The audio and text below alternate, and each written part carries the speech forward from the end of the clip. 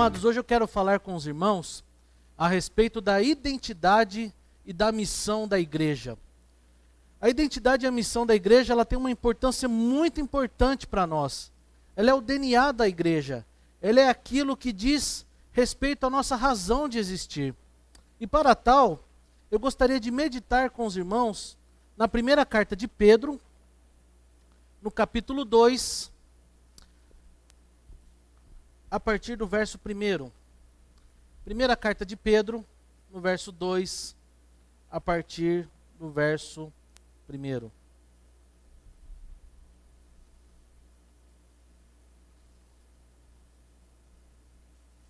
A palavra do Senhor, ela diz assim: despojando-vos, portanto, de toda maldade e dolo, de hipocrisias e invejas, e de toda sorte de maledicências. Desejai ardentemente, como crianças recém-nascidas, o genuíno leite espiritual, para que por ele vos seja dado crescimento para a salvação. Se é que já tendes a experiência de que o Senhor é bondoso. Chegando-vos para ele, a pedra que vive, rejeitada sim pelos homens, mas para com Deus eleita e preciosa. Também vós mesmos, como pedras que vivem, sois edificados casa espiritual, para serdes sacerdócio santo, a fim de oferecerdes sacrifícios espirituais agradáveis a Deus por intermédio de Jesus Cristo. Pois isso está na Escritura: eis que ponho em Sião uma pedra angular, eleita e preciosa, e quem nela crer não será de modo algum envergonhado. Para vós outros, portanto, os que credes, é a preciosidade, mas para os descrentes, a pedra que os construtores rejeitaram, essa veio a ser a principal pedra angular, e pedra de tropeço, e rocha de ofensa. São estes os que tropeçam na palavra, sendo desobedientes para o que também foram postos. Vós, porém, sois raça eleita, sacerdócio real, nação santa, povo de propriedade exclusiva de Deus, a fim de proclamardes as virtudes daquele que vos chamou das trevas para a sua maravilhosa luz. Vós sim, que antes não erais povo, mas agora sois povo de Deus, que não tinhais alcançado misericórdia, mas agora alcançastes misericórdia. Vamos orar novamente, queridos. Pai, nós te louvamos pelo privilégio que nós podemos estar aqui, para poder louvar o teu nome, ouvir da tua palavra e receber aquilo que o Senhor tem para cada um de nós nesta noite. Pai, eu entrego a minha vida nas tuas mãos, te peço perdão pelos meus pecados e me coloco aqui, ó Pai, como um instrumento do Senhor para falar daquilo que o Senhor tem para cada um de nós nesta noite. Por isso me usa, Senhor. E também, Pai, abra as nossas mentes e os nossos corações para que a tua palavra nos edifique e nos transforme e nos molde de acordo com a tua vontade. No nome santo de Jesus. Amém.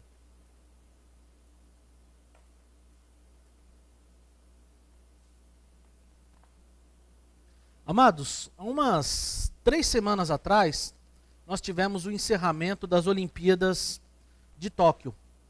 Competiram nesses jogos cerca de 11.100 atletas de quase 100 países diferentes, disputando cerca de 46 modalidades e foram distribuídas aproximadamente 1.000 medalhas, entre ouro, prata e bronze.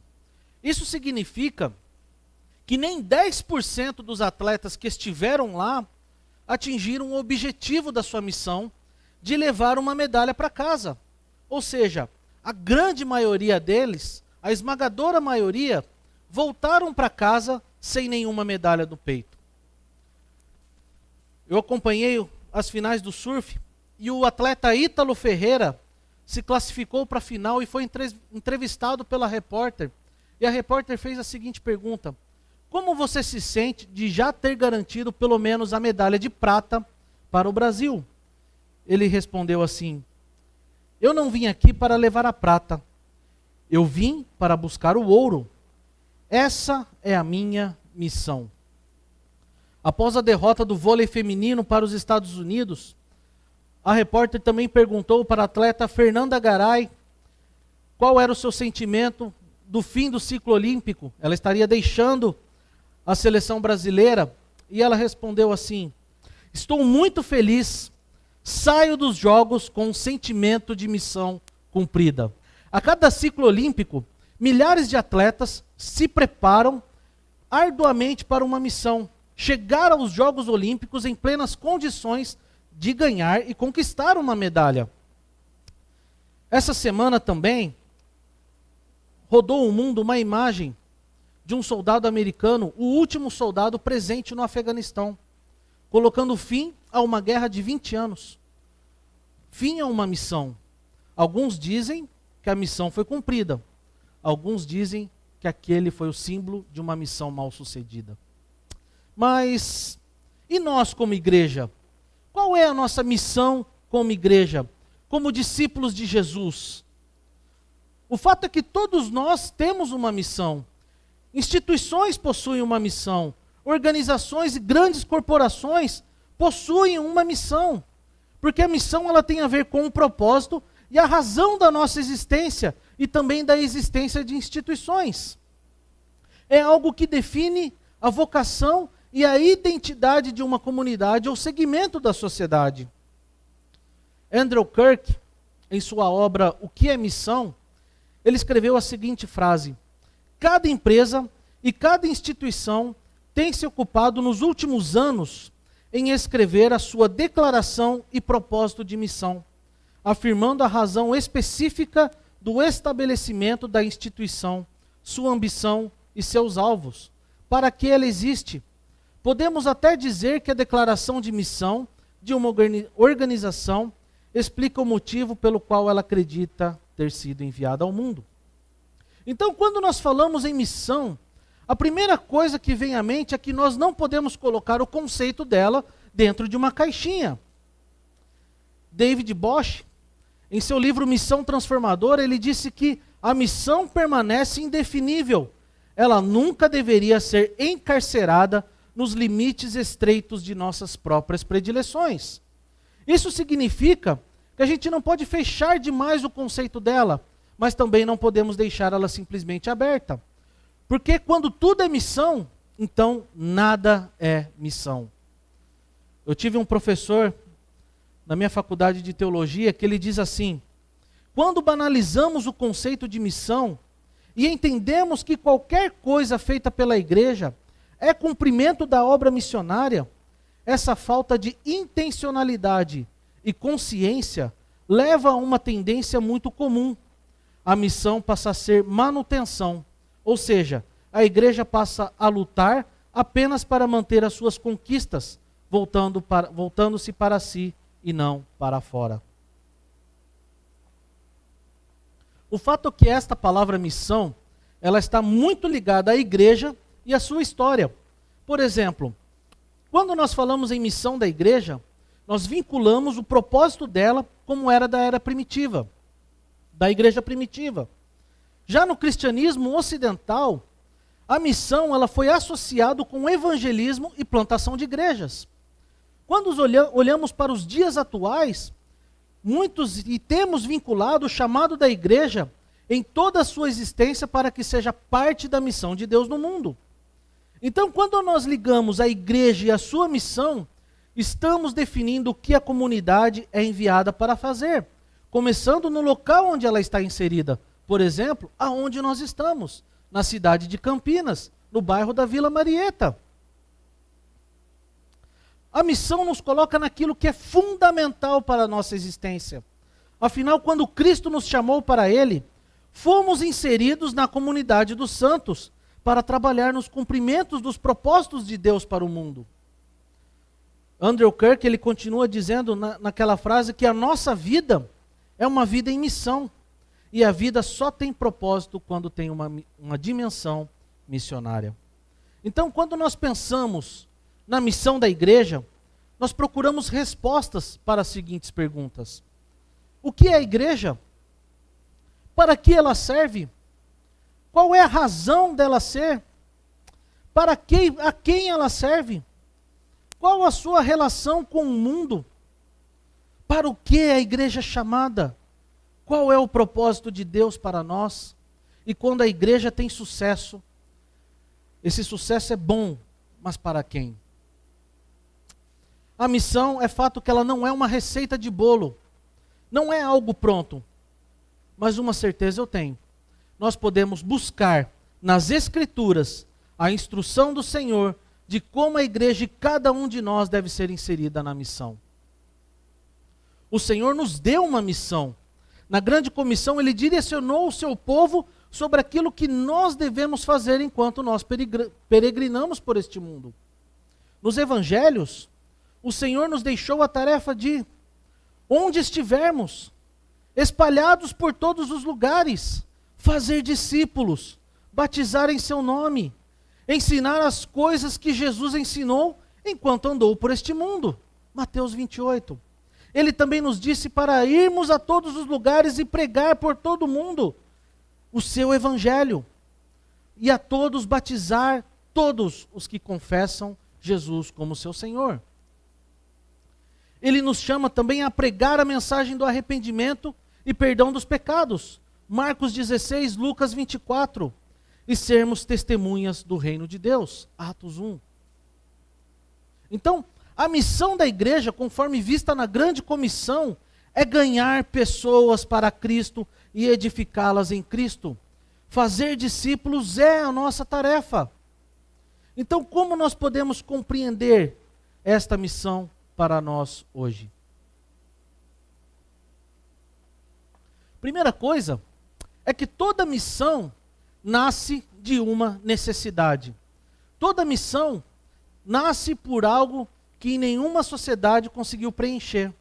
Toda missão nasce por causa de uma vulnerabilidade que existe no mundo. Então, para nós, seguidores de Jesus, enviados por Ele para uma missão, qual é a nossa necessidade? Toda missão, ela começa de dentro para fora. A partir do momento que conhecemos a Cristo e nos tornamos seus discípulos, o Senhor nos chama para um novo estilo de vida, para uma nova vida. E caminhar com Cristo requer de nós algumas necessidades e compreensões bíblicas, pois já não caminhamos mais segundo o curso deste mundo, sobre a cultura deste mundo. É por isso que o apóstolo Pedro, ele nos exorta neste texto a caminharmos rumo a uma maturidade cristã. Ele começa dizendo que o Senhor nos chama para abandonar a vida do velho homem, o estilo de vida da cultura do mundo e de tudo aquilo que estraga o nosso relacionamento com Deus. Ele nos chama a despojar de toda maldade, e dolo, hipocrisias, invejas e de toda sorte de maledicências.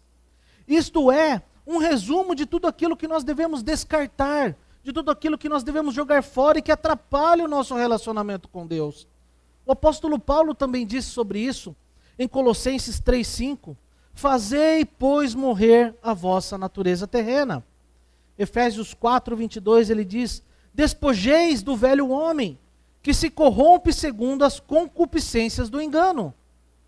Ou seja, é pegar aquela roupa suja, rasgada, cheia de pecado, jogar fora e colocar vestes novas, lavadas e redimidas pelo sangue de Jesus. O Senhor também nos chama para desejar ardentemente a palavra de Deus e fazer bom uso de seus ensinamentos e exortações. Ele diz no verso 2, para nós desejarmos ardentemente como crianças recém-nascidas, o genuíno leite espiritual. Antes de falar o que eu vou falar, eu consultei a minha expert em casa a respeito de amamentação. E segundo ela, um bebê recém-nascido costuma mamar no peito de 3 em 3 horas. Evelyn, estou certo? Estou certo, tá vendo? A Rebeca diz a Larisa que mamou de 2 em 2 horas. Mas isso dá pelo menos 8 vezes ao dia. Quando chega o horário que ela quer se alimentar do leite materno, ela só sabe fazer uma coisa: chorar desesperadamente. E não há nada que você possa fazer. Você pode trocar de roupa, trocar a fralda, dar banho, secar depois ela, dar para tio, para avó, para ninguém. É a mãe. Só ela pode prover o leite materno. O leite materno possui todos os nutrientes e proteínas para o bebê em seus primeiros meses de vida. Ele também ajuda a desenvolver o seu sistema digestivo, minimiza as cólicas, desenvolve a inteligência da criança, reduz o risco de doença, fortalece a arcada dentária. Eu não sabia disso, eu aprendi com a Larisa. Da mesma forma, o Senhor nos entregou a sua palavra. As Escrituras Sagradas é o nosso genuíno leite espiritual. Nas Escrituras, nós nos encontramos com Deus que se revela a nós. Conhecemos a sua vontade, buscamos a instrução e a sabedoria para a nossa vida. Lá nós temos tudo o que precisamos. Quer descobrir o segredo da felicidade? Vá na palavra de Deus. Todas as vezes que nós abrimos a palavra de Deus, nós ouvimos a sua voz. Tem um pastor que diz assim, Augustus Nicodemos, ele diz: você quer ouvir a voz de Deus? Leia a palavra de Deus e leia em voz alta. É nela que nós nos alimentamos espiritualmente, nos tornamos crentes fortes, sábios e maduros na fé. Salmo 19, 7 diz: a lei do Senhor é perfeita e restaura a alma. O testemunho do Senhor é fiel e dá sabedoria.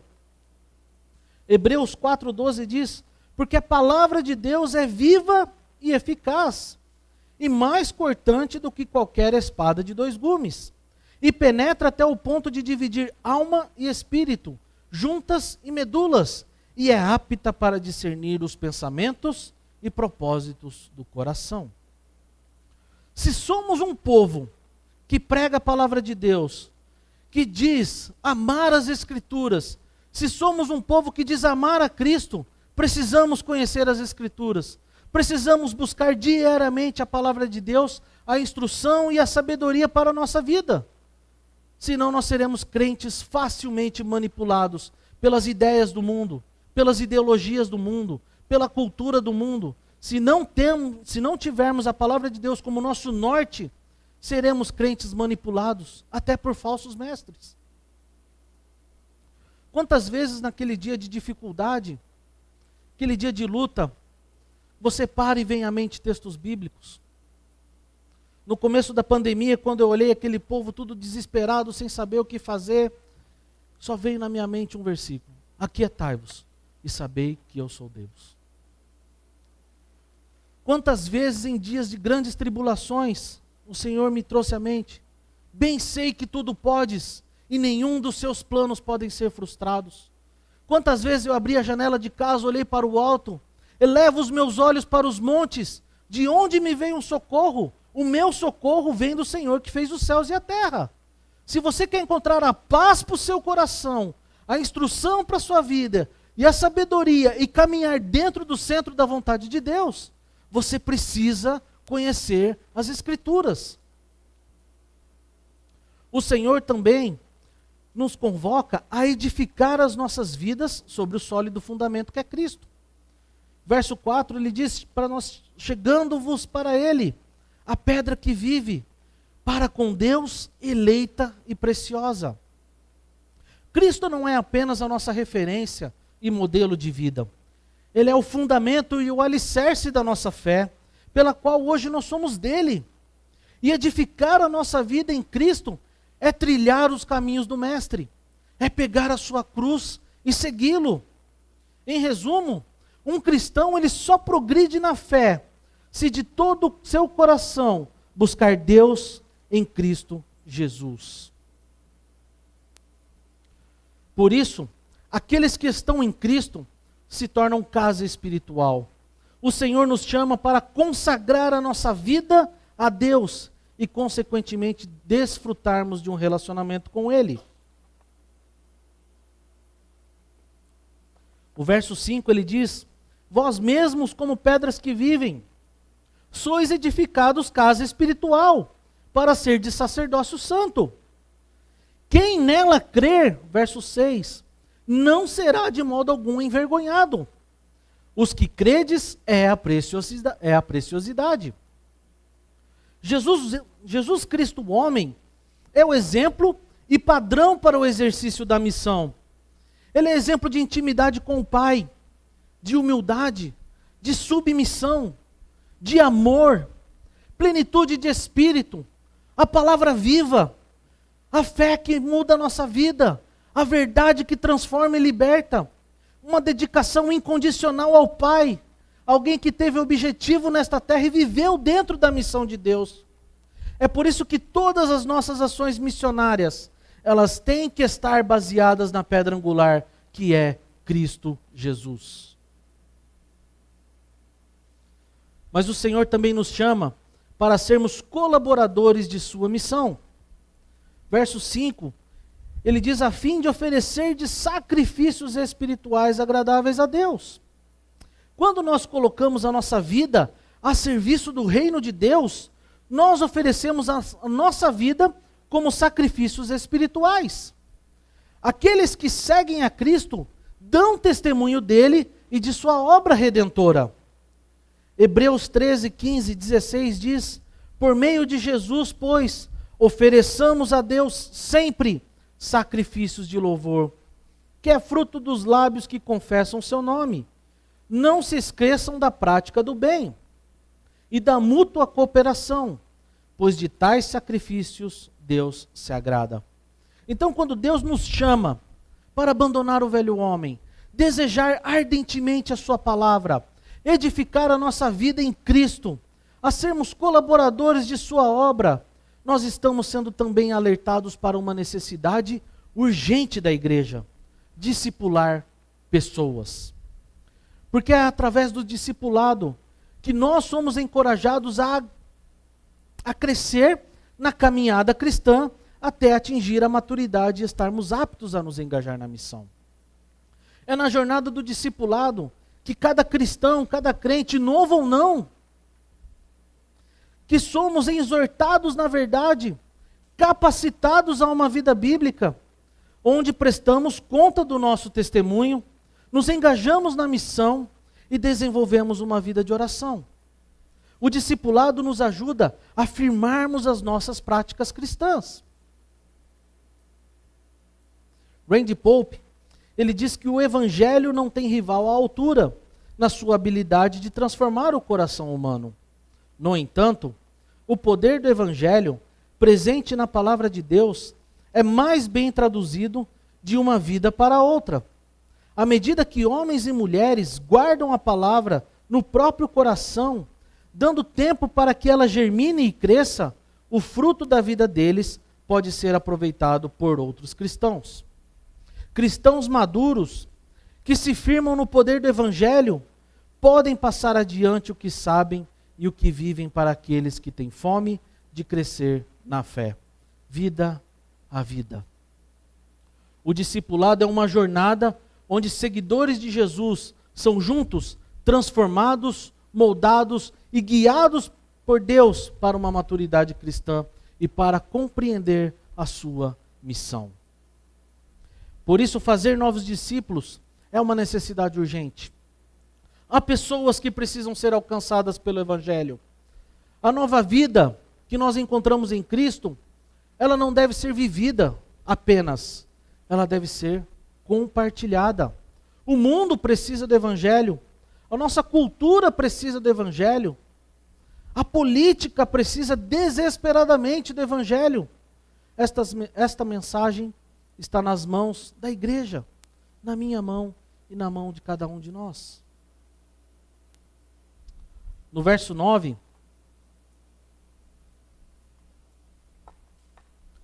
de 1 Pedro 2, o versículo começa como vós, porém. E toda vez que tem um porém, um pois, um porquê, volta para o verso anterior, que você vai compreender o que o verso 9 quer dizer. O verso 8, Pedro ele cita Isaías 8,14, dizendo: será pedra de tropeço e rocha de ofensa. O que Pedro quer dizer? que ou nós caminhamos com Jesus, ou nós caminhamos sem Jesus. Ou andamos na verdade, ou nós andamos na mentira, na perdição. Há muitas pessoas que dizem gostar de Jesus, mas não o possuem como seu Senhor e Salvador. Há pessoas que dizem que conhecem o Cristo histórico, os seus ensinamentos, os seus milagres, reconhecem que ele foi um bom guia, um bom mestre, um bom orientador, alguém que fez boas obras, mas não possuem Cristo como seu Senhor e Salvador. São pessoas que tropeçam por continuar no caminho da desobediência, que se recusam a crer e obedecer à palavra de Deus. São pessoas que não vivem a verdade do Evangelho, ou até rejeitaram esta verdade. E o mais chocante, muitas dessas pessoas estão sentadas nos bancos das igrejas. Por isso que o testemunho para os povos não é uma tarefa de indivíduos, mas prioritariamente de uma comunidade de resgatados. Por isso que a consciência de que essa obra da igreja é fundamental, uma necessidade. E quando nós vemos que tem uma necessidade, nós possamos a compreender também que toda missão nasce de uma identidade. Para compreendermos a nossa missão, precisamos saber quem somos. O verso 9 começa falando da identidade e dos privilégios que nós, Igreja de Cristo, possuímos como filhos de Deus. E nos estimula a vivermos cumprindo o seu propósito de compartilhar o evangelho da salvação com todos aqueles que nos cercam. Só conheceremos a nossa missão se sabermos quem somos. Só conheceremos o nosso propósito se sabermos aonde estamos em Cristo. A identidade que temos em Cristo é o norte da nossa missão. Veja os privilégios que Pedro cita para nós. Vós sois raça eleita, sacerdócio real, nação santa, povo de propriedade exclusiva de Deus. Primeiro característica é que ele diz que nós somos raça eleita. Algumas traduções, elas traduzem como geração eleita, ou povo escolhido de Deus. Então, nós pertencemos a uma raça, pertencemos a uma família, a uma tribo. Nós temos a descendência. Por causa de Cristo, nós pertencemos à descendência de Abraão. Por isso, podemos traduzir este termo como família eleita de Deus. Efésios 1, 4 e 5, ele diz: assim como nos escolheu nele, antes da fundação do mundo, para sermos santos e irrepreensíveis perante ele. E em amor, nos predestinou para ele, para a adoção de filhos por meio de Jesus Cristo. Por causa de Cristo e do seu sacrifício, hoje nós podemos nos chamar de irmãos. Nós pertencemos a uma mesma família. Nós somos a família de Deus. Esta é a família, uma família eterna, que é mais forte do que os laços familiares que nós temos na terra. Porque é este povo que vai morar na eternidade. Por causa de Cristo e do seu sacrifício, nós podemos dizer que nós somos irmãos. O apóstolo Pedro, ele parafraseia citando Isaías 43, 21, dizendo: ao meu povo, ao meu escolhido, ao povo que formei para mim, para celebrar o meu louvor. Os crentes são o corpo de Cristo, a igreja, povo escolhido de Deus. Não somos mais apenas indivíduos em missão, somos agora um povo, uma família. Eleitos são cristãos chamados por Deus, escolhidos por Deus, para obter a salvação em Cristo Jesus e pertencer a uma nova família. Ele também diz que nós somos sacerdócio real. No Antigo Testamento, haviam os ofícios de rei, sacerdote e profeta, como intermediadores entre Deus e o seu povo. Os sacerdotes eram designados por Deus para oferecer sacrifícios, orações, louvores em favor do povo. Portanto, havia uma separação entre Deus e o seu povo. Mas no Novo Testamento esse cenário muda, porque Cristo torna-se o nosso sumo sacerdote, oferecendo-se Ele mesmo como sacrifício perfeito pelo pecado. Por causa do sacrifício de Cristo na cruz, fomos conduzidos por Ele à presença de Deus. De forma que não temos mais a necessidade de alguém que atue por intermédio entre nós e Deus. Quando Deus ofereceu-se como sacrifício na cruz, o véu do templo que fechava o Santo dos Santos rasgou-se de alto a baixo, de fora a fora. Jesus abriu o caminho que nos leva à presença de Deus. Nós não precisamos mais do sacerdote, do profeta, do papa, do bispo, do pastor, do presbítero, do padre, não. Nós só precisamos de um nome, o nome de Jesus. Por isso Pedro nos chama de sacerdócio real, porque nós somos chamados para ser um povo santo, separado. Agora somos sacerdotes e podemos nos achegar ao trono de graça com as nossas súplicas, orações e sacrifícios de louvor. Apocalipse 1, 5 e 6 diz: aquele que nos ama e pelo seu sangue nos libertou dos nossos pecados e nos constituiu reino, sacerdotes para o seu Deus e Pai. Somos chamados para sermos sacerdotes de um reino. Somos chamados para servir a um reino, para sermos um povo que reflete a glória de Deus na terra. Ele também nos chama de nação santa. Nação santa são pessoas, uma nação, pessoas que vivem em união, um só povo, um povo separado por Deus. Uma nação é formada por cidadãos que residem em um mesmo local geográfico. E neste local há leis, regulamentações, uma constituição e um esforço para a manutenção de um bem comum. Agora então, nós somos nação santa. E há algo que nos une. Há algo que nos faz ter algo em comum. E este alguém é Cristo. Agora, já não pertencemos mais a este mundo, mas a um reino, o reino de Deus. Fomos separados deste mundo, mesmo que nós ainda estejamos aqui. Na terra, somos forasteiros, peregrinos. Aqui já não é o nosso lar. O nosso lar é a eternidade, é a Nova Jerusalém. Por isso que o apóstolo Paulo em 2 Coríntios 5:20, ele nos chama de embaixadores em nome de Cristo. Porque além de nós termos a cidadania dos céus, o Senhor nos chamou para sermos aqui os seus representantes. Embaixador é alguém que sai da sua nação de origem e vai para uma outra nação representar os interesses da nação da qual ele veio. Por exemplo, se uma pessoa sai do seu país e vai ser embaixador na Inglaterra, ele está na Inglaterra para representar o Brasil e defender os interesses do Brasil dentro da Inglaterra. Isso significa que nós estamos aqui para defender os interesses de uma nação, o reino de Deus. Nós representamos o reino dos céus.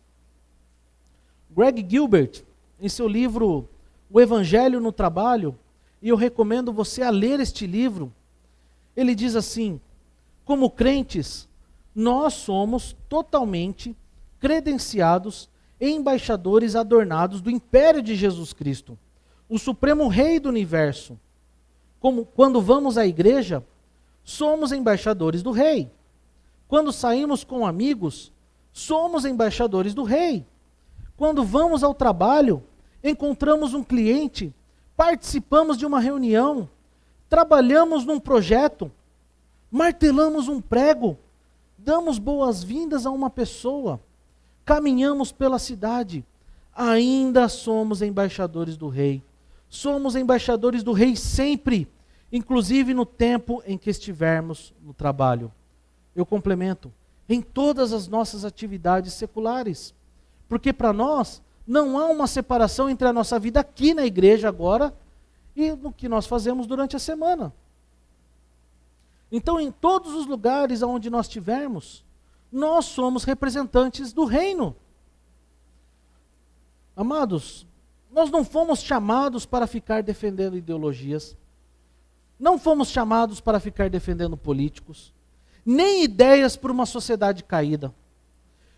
E às vezes eu percebo que, muitas vezes, a igreja está perdendo o seu tempo e o foco da sua missão para defender partidos, ideias, ideologias, sejam elas quais forem, de quais partidos, direita, esquerda, centro, ao invés de serem um povo que defenda e proclamem o Reino Santo. A mensagem que nós carregamos é a mensagem do governo do reino de Deus sobre a terra, não na gerência ou cultura humana. Todos esses sistemas e ideologias são falíveis e incompletas diante do reinado de Cristo em nós, igreja e indivíduos. Existimos e somos resgatados para a sua glória.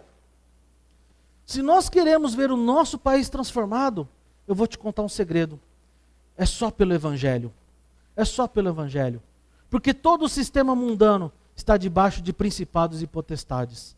Só o Evangelho é capaz de levar pessoas como sal e luz para transformar outras vidas e levar a transformação para as cidades e para toda uma nação. É só o Evangelho que pode transformar o nosso país em um país mais justo. Não há outro segredo. Por isso eu te dou um conselho. Não confie a sua vida em partidos, em políticos e em ideologias. Confie a sua vida no Deus soberano, que governa todas as coisas e que enviou Cristo para morrer em nosso lugar. É só essa mensagem que transforma. Quando declaramos que somos uma nação santa e pertencemos a um reino que não provém deste mundo, nós precisamos ser, agir, pensar e caminhar de acordo com os princípios e valores que nós representamos como embaixadores. Nós simplesmente temos que tornar este fato conhecido e falar sobre isso, mesmo que isso cause rejeição por aqueles que não querem ouvir a mensagem do reino de Deus.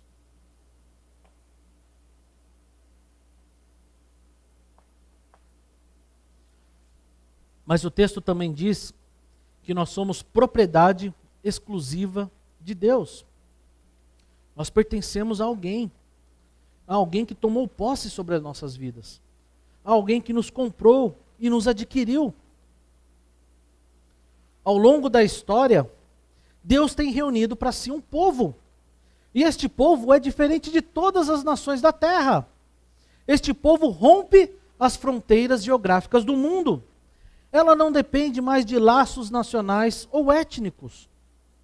Este povo pertence a um rei, a um reino, que agora reconciliados com Deus, possuem um relacionamento especial com seu Criador. Este povo pertence a Deus, que comprou cada um de nós com o seu sangue, e o sangue de Cristo nos trouxe a redenção. Apocalipse 5, de 9 a 10, diz que com o teu sangue compraste para Deus os que procedem de toda tribo, língua, povo e nação. E para o nosso Deus os constituíste reino e sacerdotes. E quando nós conhecemos quem nós somos, de quem nós pertencemos, que nós temos uma identidade, aí sim passamos a compreender que toda missão também nasce de um propósito. Toda missão, ela tem um propósito. Deus tem um propósito para o seu povo. Se olharmos toda a história bíblica, nós vemos um plano divino e eterno de Deus. Um projeto que começa na criação, passa pela queda, pela redenção, termina na reconciliação de todas as coisas em Cristo, até a consumação dos tempos e o estabelecimento perpétuo de seu reino. Tim Keller, ele diz algo interessante. Ele diz que, por meio de sua graça, Jesus desfez a cidade antiga, para que nos tornássemos cidadãos da cidade futura, fazendo-nos sal e luz na cidade presente. Ele ainda completa dizendo que Deus entregou a cidade para a realização de seus propósitos. E embora ela tenha sido manchada pelo pecado, devemos usar os recursos do Evangelho para consertar as cidades estragadas. Deus nos entregou a cidade de Campinas para consertá-la com o Evangelho da salvação. Isso tem a ver com vocação e chamado. Nós somos chamados para fazer parte de uma nova criação, a criação de Deus, chamados para sermos agentes desta nova criação. Somos chamados para exibir esta nova criação, darmos testemunho delas em todas as áreas da nossa vida, aqui na igreja e fora dela, na vida familiar, dar testemunho de sua justiça restauradora, anunciar um Deus santo, mostrar serviço para aqueles que necessitam. Nós somos chamados para levar o evangelho na política. Nós somos chamados para levar o evangelho no nosso trabalho, nos esportes, na economia, em tudo aquilo que envolve a nossa vida. Cristo nos chama em seu Sermão do Monte para sermos sal e luz.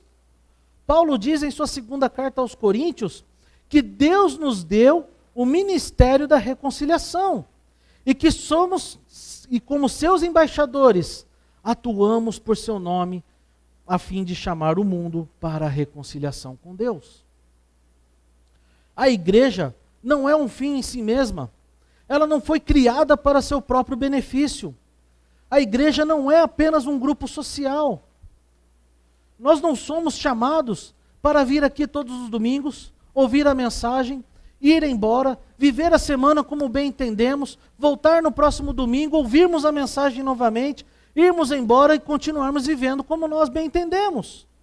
A nossa identidade suplanta isso. Nós somos representantes de Deus. Nós falamos e proclamamos e agimos debaixo da autoridade de um nome, Jesus Cristo.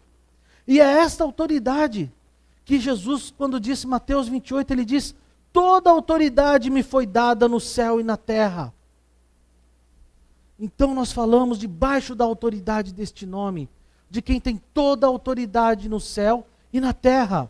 Nossa comunicação ela precisa ser coerente com isso, de vivermos o que pregamos e proclamamos. A mensagem do Evangelho ela está na identificação dos seus discípulos com a missão de Deus. Mas toda missão também, ela nasce com um alvo. O verso 9 continua: a fim de proclamardes as virtudes daquele que vos chamou das trevas para a sua maravilhosa luz. Proclamar é anunciar, é divulgar, é publicar, é fazer conhecido. Proclamar as virtudes de quem nos chamou, de quem mudou a nossa conduta, mudou o nosso pensamento, de quem transformou o nosso coração, as nossas ações, de quem colocou a bondade moral em nós. Pedro aqui nos mostra a tarefa de todo cristão. Aqui está a nossa missão: proclamar o evangelho da salvação a todos aqueles que estão à nossa volta e demonstrar ao mundo a maravilhosa luz de Cristo. Devemos proclamar os seus feitos, seu poder, sua glória, sabedoria, graça, misericórdia, amor e santidade. Devemos proclamar o maior escândalo do Evangelho. E o maior escândalo do Evangelho é porque Deus amou o mundo de tal maneira que deu seu único Filho, para que todo aquele que nele crê não pereça, mas tenha vida eterna. Este é o escândalo do Evangelho. Porque Deus amou pessoas como eu e você. Pessoas que deveriam ir para o inferno. Essa é a grande verdade. Pessoas que não mereciam a salvação. Pessoas que estavam perdidas e condenadas, presas debaixo de Satanás, debaixo da imundície do pecado. Mas o amor de Deus, que enviou o seu único Filho, nos resgatou. E nós fomos alcançados pela sua graça e pelo seu amor. Exclusivamente por causa do amor de Deus. e de sua graça. Quando proclamamos esta mensagem, nós atendemos à missão de Deus, que é fazer discípulos. E é isto que Deus está fazendo por todo o mundo, reunindo discípulos de todas as nações por meio da pregação do Evangelho, fomentado pelo Espírito Santo, que leva a salvação de almas. E eu tenho feito uma oração constantemente na minha vida, Deus, não me tire e não me deixe fora daquilo que o Senhor está fazendo no mundo. Pai, não deixe a nossa igreja Shalom de fora daquilo que o Senhor está fazendo no mundo. Pregar o Evangelho não é só subir ao púlpito e falar da mensagem. Pregar o Evangelho é compartilhar o que Deus fez com seus amigos. É compartilhar o Evangelho no seu trabalho. É em todas as suas relações. A missão é fazer discípulos, batizando-os no nome de Jesus e ensinando-os a andar nos caminhos de Deus. Seguir a grande comissão não é sobre missões em outro país. É também, mas não é só isso. A grande comissão é a missão que torna o fazer discípulos a agenda e a prioridade normal de cada igreja, de cada discípulo cristão. Colin Marshall, ele diz que o único crescimento que tem importância nos planos de Deus é o crescimento dos crentes. Isto é o que a videira próspera realmente é.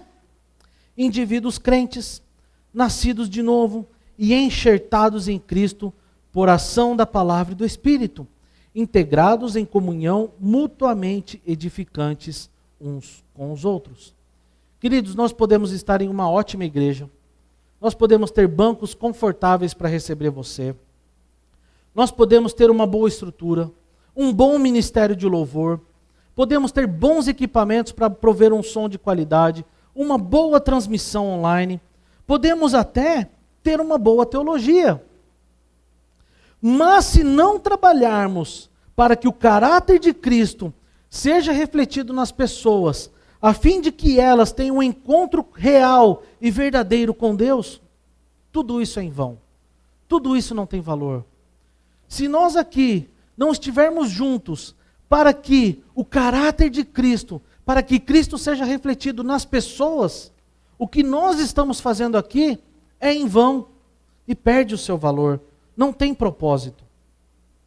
A grande comissão, ela não foi apenas dada àqueles 11 discípulos. Ela é a agenda básica para todos os discípulos. E ser um discípulo de Jesus é ser fazedor de discípulos. No verso 10, Pedro faz um contraste entre o passado e o presente do cristão, dizendo: antes vocês não eram um povo, mas agora vocês são povo de Deus. Antes vocês não haviam recebido misericórdia, mas agora vocês receberam misericórdia. Todos nós sabemos de onde Deus nos tirou. Todos nós tínhamos uma história antes de ter um encontro com Cristo. Todos nós sabemos a imundície que nós estávamos antes de ter um encontro com Cristo. A Evelyn falou aqui que ela não gostava muito da versão antiga, né? Eu também não gosto muito, não. Mas graças a Deus, porque Cristo nos transforma. O Senhor nos tirou da perdição, nos fez um povo e recebemos misericórdia dele. Mesmo sem merecer, ele nos amou. E este amor deve ser compartilhado. O resumo da missão é que a missão da igreja é ir ao mundo e fazer discípulos, por anunciar o evangelho de Jesus Cristo no poder do Espírito e reunir estes discípulos para que adores e obedeçam a Jesus Cristo, agora e na eternidade, para a glória de Deus, o Pai. A missão de Deus, ela precisa ocupar o propósito da nossa vida e a razão da nossa existência, por uma simples razão. Há uma coisa que é muito pior do que a morte. E há uma coisa também que é infinitamente melhor do que a prosperidade humana. Somente o Evangelho de Jesus Cristo, proclamados por cristãos, como eu e você, protegidos pela igreja, pode nos livrar daquilo que nós precisamos temer verdadeiramente. A missão reflete a razão da nossa existência e o propósito. A igreja existe porque Deus designou para ela uma missão: alcançar o mundo. A igreja não foi criada para viver para ela, mas para servir o mundo. O nosso objetivo é o mundo, cujo amor de Deus é o alvo. Essa é a vocação missionária da igreja, pela qual ela foi chamada. O chamado da igreja é a missão de Deus, é participar do movimento do amor de Deus, alcançando pessoas que precisam ser transformadas pelo Evangelho, onde só Deus é a fonte do amor e da paz. É só em Cristo que as pessoas e a sociedade vão encontrar a sua paz. O mundo está carecendo desta paz. A igreja é o presente de Deus para o mundo. Por isso que a missão é essencial para a vida da igreja, para exercer a sua vocação sendo agentes de Deus, para chamar o homem a reconciliar-se com Deus. A missão nos coloca em movimento na missão de Deus. Nosso chamado é o mundo, é um chamado para as pessoas, visando reconciliar o mundo com Deus. O reino é a boa nova que Jesus veio anunciar, é a qual ele nos convida a anunciar ao mundo. Amados, este ano, durante os piores períodos da pandemia, 3 fatos com irmãos queridos me chamaram a atenção. E me levou diretamente à reflexão deste texto. Porque este texto não foi trazido especificamente nessa semana à minha mente. Esse texto tem martelado o meu coração já faz algum tempo. E por causa desses irmãos. A primeira que me chamou a atenção é de um irmão da nossa igreja, o Neto, que foi hospitalizado por causa da Covid. Chegou a ser entubado, estava internado. A nossa igreja se colocou em oração todos os dias às 7 horas da manhã, orando pelo Neto, orando pelo Juliandro, orando por muitas pessoas, orando para que Deus os restabelecesse, que trouxesse a recuperação para eles. E eu só me lembro que eu estava em viagem para Minas Gerais, e eu e a minha esposa, nós entramos neste dia na reunião de oração. E o sinal caía, voltava, mas de repente eu só escuto a voz do Neto. E percebia-se que ainda não estava com as suas forças restabelecidas, ainda muito debilitado. E ele pediu para orar por um outro irmão, pelo Juliandro. Milagrosamente, a obra de Deus nesses irmãos foi completa de tal maneira que até hoje eu não consigo explicar, mas esses 2 irmãos semana passada estavam aqui. Louvado seja Deus!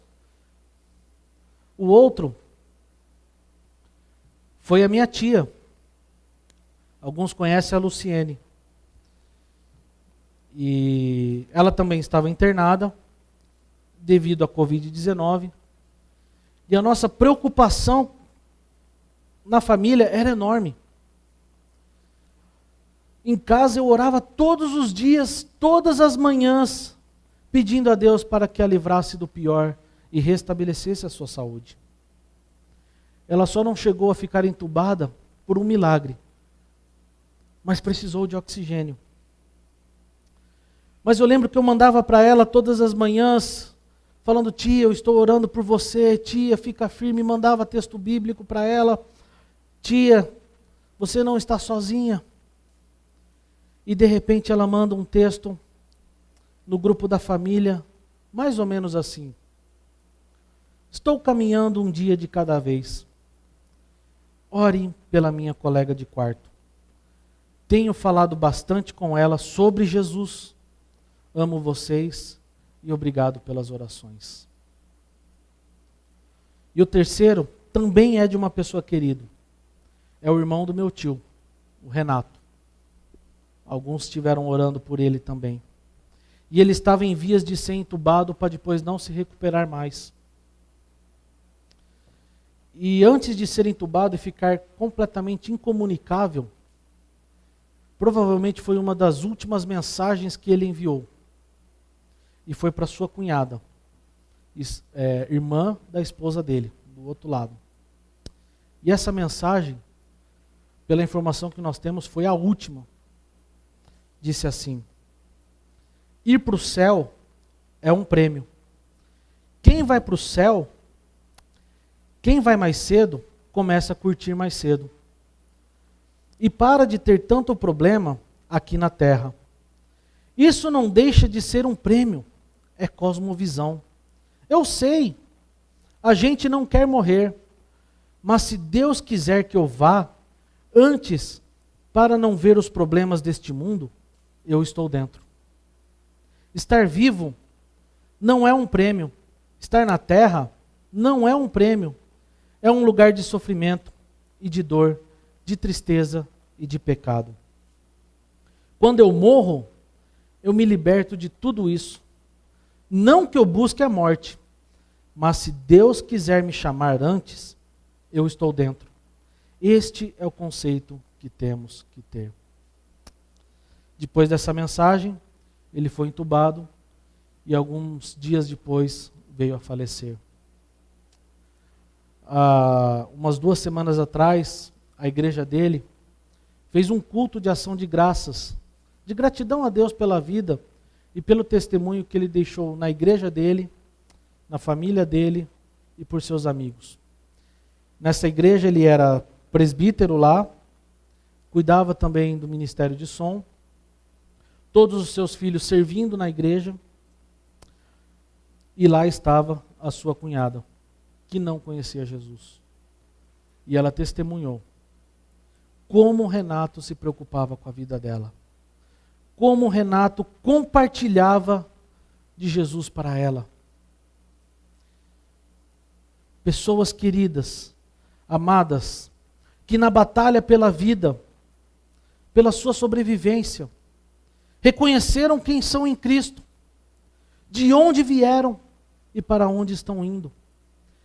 Que mesmo em meio à sua aflição, não deixaram a oportunidade de compartilhar o Evangelho e nem desviaram-se de sua missão. No caos que nós vivemos, às vezes nós temos a tendência a olhar só para as dificuldades, só para o caos, só para os problemas. E isso faz, às vezes, que a gente não enxergue um palmo na nossa frente. E nós, amados, nós temos uma tendência muito a puxar para os nossos sofrimentos. Tem gente que para na tua frente, você não está vendo que eu estou sofrendo? E não enxerga mais o que está acontecendo ao lado. Mas nestes tempos que nós estamos vivendo, de pandemia, onde nós perdemos pessoas amadas e queridas, pessoas de valor e tão caro para nós, muitas pessoas, cristãos, foram parar nos hospitais para anunciar o Evangelho. Muitas pessoas que antes de ser entubada, compartilhou do Evangelho. Muitas pessoas à beira da morte, antes de rumar para a morte, ouviram do Evangelho. Há médicos cristãos, em meio a hospitais superlotados e caóticos, cristãos, que estão lá não só para levar alívio físico, mas orar para aquelas pessoas, para compartilhar o Evangelho. Tantos vídeos que nós recebemos de enfermeiros, médicos, atendendo pessoas, compartilhando o Evangelho. Você pode pensar, mas eu não sou médico. Eu também não. Só que os problemas nos dão oportunidades para compartilhar a mensagem de Jesus. Eu não sou médico, eu trabalho com TI. E lá, eu compartilho o Evangelho. Você não é médico, mas você pode ser engenheiro, advogado, você pode ser um técnico especializado em alguma área, um mecânico. A área que você estiver, ali Deus te colocou como ministério para compartilhar o Evangelho. E queridos, Essa é a minha oração para Shalom.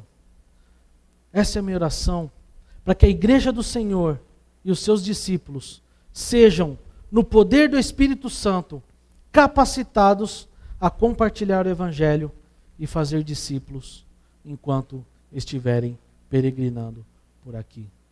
Essa mensagem está comigo e com você. E a mensagem da paz é só a igreja que pode anunciar, mais ninguém. Essa missão é nossa.